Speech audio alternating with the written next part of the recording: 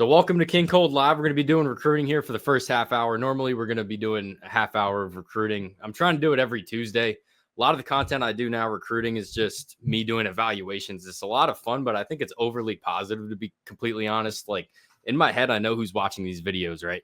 I know it's the athletes watching the videos. I know it's the parents watching the videos. You know, a lot of the comments, I was explaining this to someone the other day, but you don't understand how many somehow these family members have the notifications on for any video on the internet about their son or their nephew or whoever the hell, you know, their great grandchild, for Christ's sake, and they have the notifications on. And I can't tell you how many times I've argued with parents on kids' videos about me saying, oh, they're 6 foot, what they're listed on 24/7, and the kid, he's actually 6'2", though. They'll come on and tell me he's 6'2". I'm not going to believe that it's 6'2". You're their parent. You're obviously biased in the situation. I don't even believe the 24/7 rankings, you know. All that to say, I try to stay overly positive on there because it is supposed to be celebrating the kids. You know, all these kids, if I'm talking about them on my channel, they're probably pretty good at football. But I think with the NIL becoming what it is and these players getting what it is, they're going to have to accept that there's going to be more criticism. This kid, Bryce Underwood, man, usually I'd be like, this kid's 18, you know, let him be, let him grow. Even if he sucks at football, it is what it is. The kid's still a human being. You know, it happens. A lot of us aren't great at what we do. It just turns out that way. This kid's getting 20 million and there's actual money. Like, this is money that's getting lost into society. You know, there's actual money riding on this kid being good. So it's gonna take a lot. I think there's gonna be more reason. I'm gonna feel better about. I don't know what he's getting. It's not 20 million, but it's a lot of money. You know, I forget what it is. You know, you guys pull up the exact. The point of the matter, the fact of the matter is that with these players getting paid a lot more, I'm gonna feel more obligated to be a bit more critical of them. And I'm going to keep it positive on those other videos, but I think here that's all we'll say. Jackson Cantwell, man, committed to Miami today. You watched you fought. Let me get rid of this overlay here because I got a little something for that ass here. There we go. We got the Cantwell highlights up today. So this kid was crystal ball to Georgia. It was a pretty close recruitment. A lot of people were thinking Georgia. A lot of people were thinking Oregon. A lot of people were thinking Miami. Ohio State made the Final Four. It didn't really seem like Ohio State was ever in play, but really up till today, I really thought it was going to be Georgia. And then it was around 2. I think he started getting crystal ball to Miami, and then Wilt Fong came out and said, "Yeah, it's Miami for this kid." So obviously, when a big kid flips like this to last second to a school like Miami, who, let's call it what it is, the football tradition hasn't been great in the past 20 years. They had a very good football team last year, but historically, you know, it's been there's not Georgia. That's the point I'm trying to say. So for Miami to go toe to toe with a school like Georgia, a lot of people are saying, "Oh, it's pure money. This kid is pure taking the school with the more money." I've seen that on Twitter a million times from Georgia fans, and the other way around, I've seen Miami fans. I've never seen a fan base so what is the word? Not embarrassed, but they're so defensive when people bring up the money thing as if they have no money. Miami definitely has money, you know. But I'm seeing Miami fans saying this didn't play a factor at all in this kid's recruitment. The money played a factor, you know. There's no denying that. This is just basic human nature, you know. You go where the money is. But I think they get defensive was the word I was looking for. They get defensive about that because they think people are saying that he only's going to Miami for the money. Here's the point of the matter. I think money was the ultimate decider of the decision, the ultimate factor that pushed him to Miami, that got him over the goal line, but he was at the 1 yard line already. I think there's a lot to like about Maribel. I think there's a lot to like about Cristobal.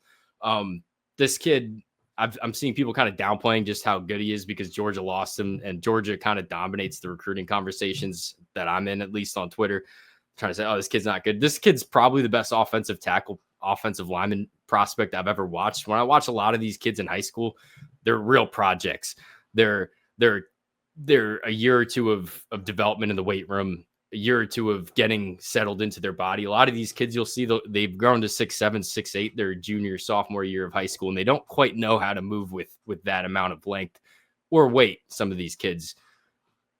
This kid's very under control for how big he is. You watch him in the run games, absolutely dominant. Not a whole lot of pass reps on his junior year tape. That's not to say he can't do it. When you watch him zone block on runs, you could see it easily translates to a pass set. Just didn't really see it. At least I didn't see a whole lot of it. So what is the point I'm trying to make here with Jackson Cantwell? It's a brave new world. A whole lot of money being thrown around. Miami, get that off the screen here. All right, my audio is still working, right? I'm telling you, it's a new system. We'll get it eventually here. All right, I think we're good. You guys got to let me know if I'm just talking to the blank screen. Yeah. So what was I don't even know the point I was trying to make about Cantwell. Kid's a hell of a prospect. I also think that in recruiting we manufacture a lot of these conversations. I really don't think these are conversations that need to be had right now because December's so far away, right?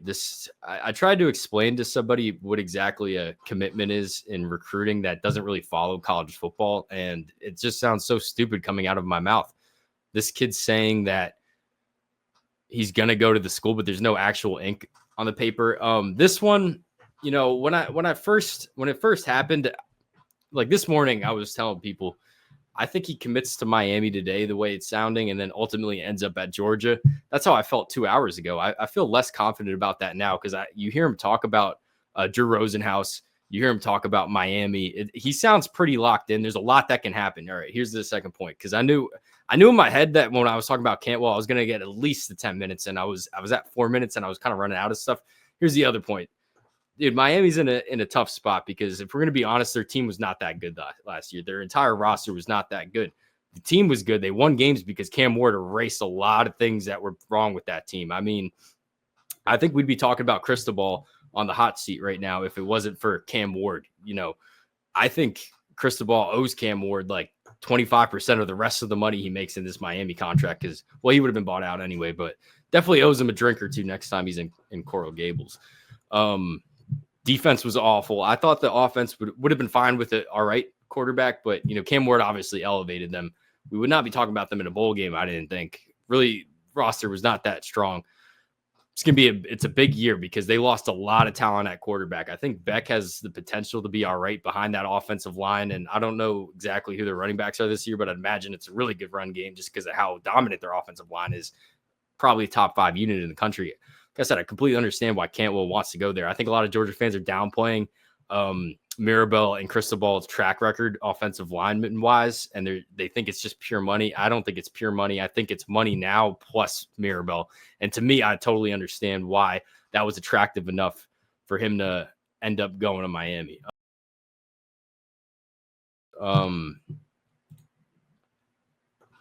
Yeah, easy watch for me. I remember exactly where I was when this kid's sophomore tape just came out. I was sitting in my room or something. I don't actually remember where I was, but I do remember watching it and being like, this kid is fucking good. You tell me this kid's a sophomore. This is his junior year tape right now. There'll be some sophomore plays later. For me, it's easy. The arm talent. This kid has the best arm in the class, in my opinion. I think his athleticism, you watch it sophomore year, the kid looks like Superman, but I actually watched the junior year games. I watched whole games, and you start seeing who's trying to tackle him. These kids might not be the best athletes trying to tackle him. Even here, you can watch some of the kids that try to tackle him later, like just throughout the video. That's not saying that makes his arm overrated, but he's definitely not as athletic as the tape will look at first look. But his arm, he's got a cannon, so he can push it downfield. This ball fake I love. I'm sorry. I'm going to talk about the arm in due time, but I like watching this good quarterbacking. This is random stuff. Look at this fucking ball fake here. Watch this shit. He says some shit like that. Yo, I can't even do that. Yo, I'm not even in the game, right? I'm just sitting here. I can't even do no shit, like nothing like that. Yeah, arm talent. The kid can push it downfield, and I think the thing I did good in the junior year film was to kind of put these shorter, like 3-yard outs, 5-yard outs, and he puts them on a rope. You'll see a couple of them if you haven't been paying attention. I think there's like one or two more. pushes it downfield easy, but then the short throws, this one right here. Look at this shit. Look at this shit. Yo, 45-degree arm angle. I'm gonna throw my fucking elbow out trying to do this shit. I'm not even gonna throw it. Yo. So you push it downfield and then can do stuff like that. This one the kid didn't even catch, but absolute dime on the back shoulder. Yeah, a whole lot to like. It's really the arm talent. So I keep saying that. What does that mean? I don't really care about the finer points of quarterbacking. So if this kid had some balls sailing, wasn't completely accurate, that's something that I'm trusting the Georgia coaches at the next level to have to develop the feel of the game to him. Look at this shit. Yo, look how easy this is for him.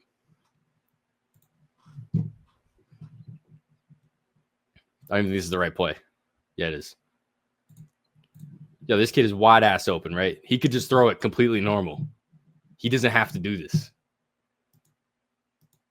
He just fucking sidearms it. He backhands it for no reason. No reason other than it looks cool. That's the whole reason he did it. So, yeah, he plays with a lot of swag. That's not something I'm like, oh my God, I need him because of that. But you could tell he's confident. And this one, I didn't mean to put this in the video, actually. So how this game ended, it was a blowout. They're up by like 40 points here. And he returned the last kick of the game. And then this is what happened after. He's waving to the opposing sideline. So maybe some people are going to have some issues with his attitude. I don't care. I really don't care. I think it's just kids being kids. So this is going to be the sophomore tape. Yeah, really good arm. Like I said, pretty good athlete. Not at the top level. What was I saying before? Yeah, so the other kid had problems. He's going to come on at some point. Maybe we'll be talking Jared Curtis for the rest of my goddamn life. Look at that ball fake behind the back. I'm not even going to try it because you guys saw it. There's nothing I could do to really make it look any cooler. But he had some problems with his arm, the throwing motion. So this is something that I've been thinking about a lot recently, and the kid that was going to come on, it was going to be a very good conversation, and maybe we'll have it eventually. But I'm very much of the belief that kids in high school are like 5% of what they can become, right? They have good traits. Then you're counting on the college coaches to develop around that. So I'm just looking at kids with upside. I'm not really worried about when you're watching a corner. Oh, he doesn't play press great. If he's aggressive in it, great. If he doesn't know about hand placement, if he's not putting his hands in good places, that's what I'm trusting my D-back coach to develop. Quarterbacks missing reads in high school. Okay, maybe the kid's a blockhead, but at the same time, he's got guys that double as that are math teachers during the day, that are gym teachers during the day. Then they're trying to put together offense. I'm not really worried about a kid missing reads in high school, you know. Now, if you interview the kid and he's a complete idiot and like you're like, this kid's never going to grasp a college offense, okay, then I'll listen to that. But we're not going to see that on film. So, yeah, athletic enough, massive frame. I think he's listed at 6'4", 6'5". This throw is crazy. Whole lot to like, I think. So definitely understand what Georgia likes in him. Yeah, that's the whole thing. I didn't clip it out there. Yeah, anything you guys want to talk about there? Agree with Jared Curtis? Disagree? I really don't understand how you couldn't be excited about him coming in as a Georgia fan. Oregon, like, then you watch the kids that Oregon's talking to, this kid Ryder Lyons, who's committed to USC right now. Yeah, good player, but not Jared Curtis. You know, I think there's not that many names that you could really substitute Curtis with this class. You know, Faison Brandon, really good football player. I think he's better than Curtis.